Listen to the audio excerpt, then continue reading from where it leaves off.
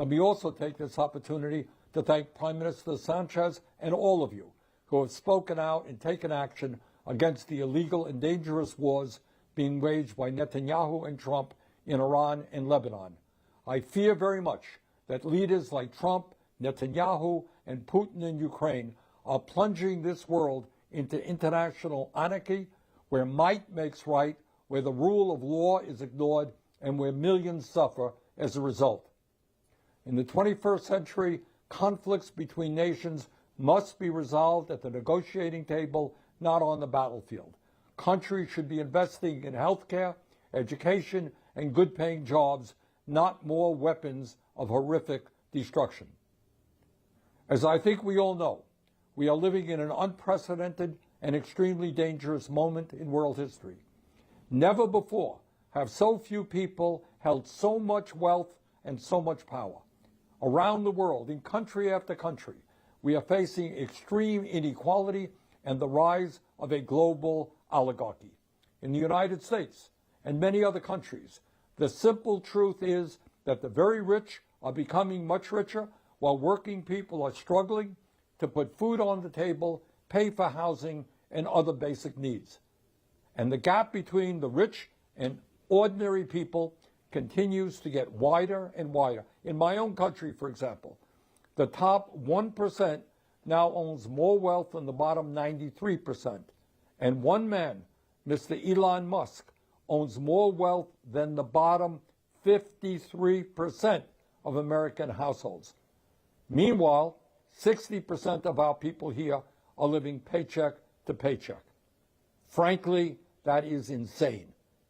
And what is also insane and unjust is that many of these multi-billionaires avoid paying their fair share of taxes.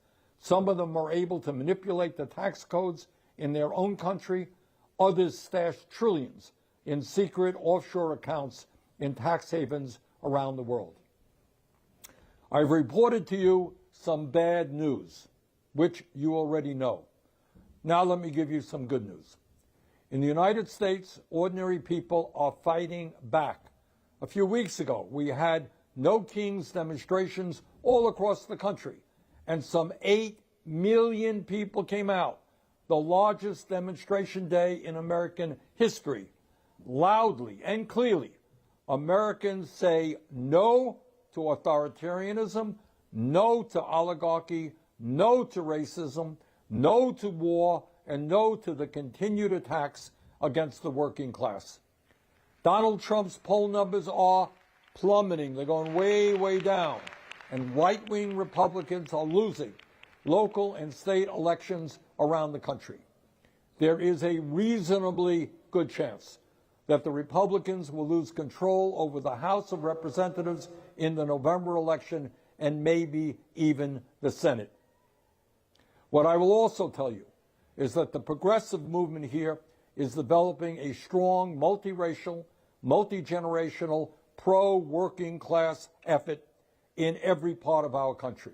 In New York City, Zohran Mamdani recently took on the Democratic establishment, the Republican establishment, the President of the United States, and the big money interests, and he won a decisive victory.